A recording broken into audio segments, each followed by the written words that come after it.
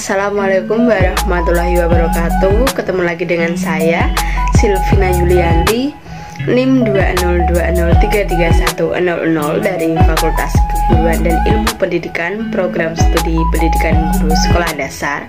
Di vlog saya kali ini akan membahas mengenai materi masalah-masalah global dalam kaitannya dengan kepentingan nasional.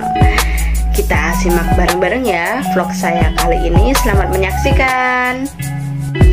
Oke, yang pertama yaitu pembedaan kategori antara kelompok negara terbelakang dan negara sedang berkembang serta dengan negara yang maju terletak pada kualitas SDM-nya. Kualitas SDM dalam kemampuan menguasai dan menerapkan iptek tercermin kondisi sosial, budaya, ekonomi, dan kemampuan memanfaatkan SDA serta lingkungannya. Konsep sumber daya dibatasi secara budaya. Oke, negara, bangsa, dan masyarakat yang hanya memiliki SDA yang terbatas mampu memanfaatkan sumber daya yang terbatas. Pengelompokan negara, bangsa, dan masyarakat yang terbelakang sedang berkembang dan maju, terutama bagi yang berpredikat negara maju, tidak berarti bahwa dapat memenuhi segala kehidupannya sendiri. Harus memerlukan sesuatu dari pihak negara, bangsa, dan masyarakat lain. Negara maju, bahan mentah atau bahan dasar yang diprosesnya tidak selalu tersedia di dalam negerinya sendiri. Ke dalamnya termasuk kebutuhan energi. Kemudian, barang industri yang diproduksi negara maju tidak akan seluruhnya dikonsumsi sendiri. Bahkan sebagian besar harus dipasarkan, sehingga dibutuhkan pasar untuk melemparkan barang hasil industri. Akan terbentuk jaringan dan jalinan yang disebut saling ketergantungan. Jaringan, jalinan, dan mekanisme ini merupakan salah satu fenomena global positif antar negara di dunia.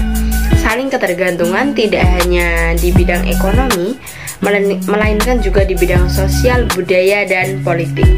Kemudian di dalam bidang kesehatan, olahraga, kesenian, dan ilmu pengetahuan teknologi, pemerintahan, kedaulatan rakyat, HAM, dan lain-lain menjadi tuntutan bagi terciptanya masyarakat global yang selaras, serasi, serta seimbang. Indonesia memiliki keunggulan di bidang tertentu namun juga memiliki kelemahan di bidang lainnya. Karena Indonesia memerlukan bantuan dari negara sahabat dan tetangga namun juga dapat menyumbangkan sesuatu kepada negara-negara lain sesuai dengan kemampuan yang kita miliki. Disinilah kedudukan dan makna saling ketergantungan bagi warga global yang makin lama akan makin berkembang. Kemudian saling ketergantungan yang harmonis dan seimbang antara bangsa, negara, serta masyarakat merupakan harapan yang ideal. Kenyataannya di negara, bangsa, dan masyarakat yang terbelakang serta sedang berkembang dengan negara, bangsa, dan masyarakat yang telah maju merupakan dua kutub antara yang lemah dan yang kuat, atau antara yang dikuasai dengan yang menguasai. Adanya kelompok negara, bangsa, dan masyarakat yang kuat berkuasa dengan yang lemah dikuasai menjadi hambatan untuk menciptakan suasana yang harmonis, seimbang, bahkan yang terjadi justru suasana konflik. Perbedaan kepentingan dan upaya mempertahankan status dari pihak yang kuat dan memiliki kekuasaan suasana konflik ini berkelanjutan tidak jarang menimbulkan perang panas yang mengganggu perdamaian. Sejak Sumpah Pemuda 28 Oktober 1928 mengikrarkan satu nusa, satu bangsa, satu bahasa, satu tanah air Indonesia. Setelah Indonesia memiliki kedaulatan sendiri, Bhinneka Tunggal Ika dijadikan sebagai lambang persatuan kesatuan dari kondisi Indonesia yang majemuk, suku, bangsa, adat, agama, maupun tingkat kemampuan ekonominya. Kemudian diperkuat oleh Pancasila sebagai filsafat bangsa dan negara. Secara ideal, konflik dan perpecahan bangsa tidak perlu terjadi. Namun dalam perjalanan sejarah, sejak kemerdekaan sampai saat ini, bahkan mungkin di hari-hari mendatang, nilai Bhinneka Tunggal Ika, persatuan kesatuan itu selalu mendapat ujian dan cobaan. Prasangka yang mengarah pada konflik merupakan ancaman terhadap persatuan dan kesatuan. Hal ini karena pengaruh-pengaruh kepentingan individu, kelompok, bangsa, antar bangsa, bahkan elit tingkat global. Karena perbedaan kepentingan elit tertentu menyebabkan terjadinya konflik. Kemudian adanya kepentingan menyejahterakan masyarakat terabaikan demi mempertahankan kepentingan elit yang merupakan kelompok kecil di tengah masyarakat luas, sehingga suasana tidak menentu mengganggu persatuan kesatuan bangsa dan membahayakan eksistensi bangsa dalam jangka panjang, khususnya bangsa Indonesia. Penduduk yang terus meningkat, banyak hal yang harus diperhatikan dan diperhitungkan, yaitu dari pihak penduduk sendiri maupun dari pihak lingkungan. Dari pihak penduduk harus diperhatikan kebutuhan aspirasinya yang juga pasti mengalami pertumbuhan. Dari lingkungan sebagai tempat tinggal dan kegiatan, serta sumber daya juga diperhitungkan dan daya tampungnya.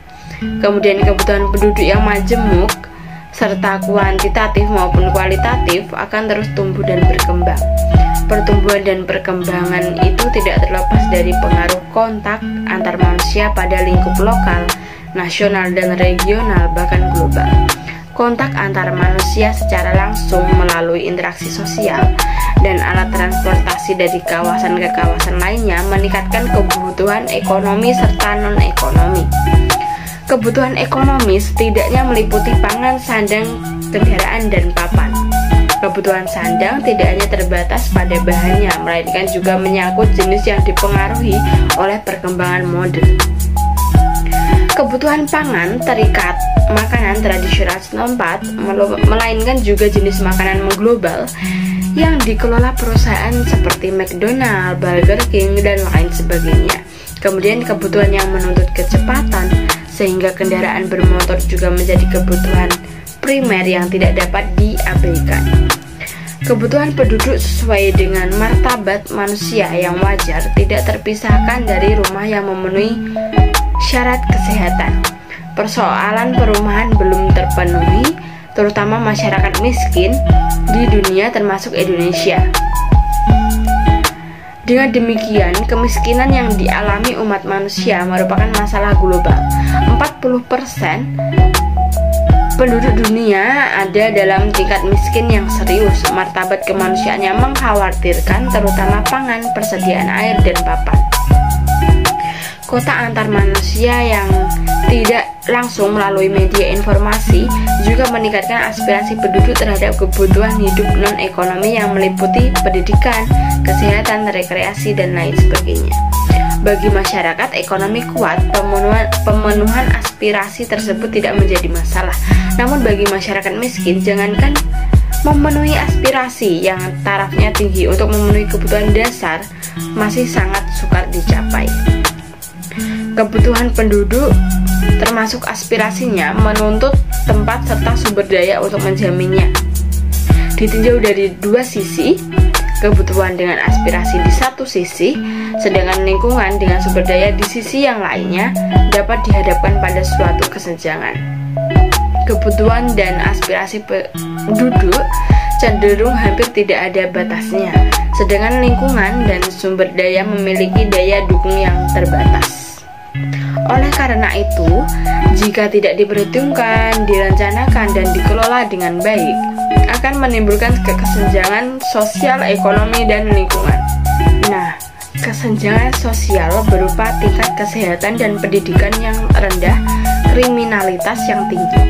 Kesenjangan ekonomi berupa kemiskinan, kelaparan, pengangguran, gelandangan. Kesenjangan lingkungan berupa pencemaran lingkungan alam, banjir, kekeringan, dan tanah longsor. Berbagai kesenjangan tersebut dewasa ini bukan lagi hanya masalah nasional dan regional, namun telah menjadi masalah global. Nah, dengan demikian, dalam kehidupan yang mengglobal, kerjasama dan saling ketergantungan merupakan proses serta dinamika yang makin bermakna. Dalam proses perjalanan, bangsa Indonesia tidak selamanya mendatar dan menaik. melainkan melalui masa surut bahkan terpuruk. Bentuk kerjasama dilakukan dalam berbagai bidang karena bangsa Indonesia tidak akan mampu menyelesaikan masalahnya sendiri tanpa kerjasama dengan bangsa lain. Indonesia memiliki pegangan cinta perdamaian namun lebih cinta kemerdekaan. Salah satu nilai yang melekat pada diri warga negara Indonesia adalah kemandirian. Kemandirian memperkuat kita di tengah bangsa-bangsa lain karena merupakan kekuatan internal yang menjaga diri dari pendiktean, permainan pihak lain yang bermaksud mencari keuntungan dari kelemahan kita. Dengan jati diri, kemandirian, dan kewibawaan selaku warga negara di tengah perkembangan dan arus global, sehingga bangsa Indonesia tidak terpuruk larut ke dalam dampak negatif fenomena isu-isu global. Nah, cukup sekian vlog saya mengenai masalah-masalah global dalam kaitannya dengan kepentingan nasional.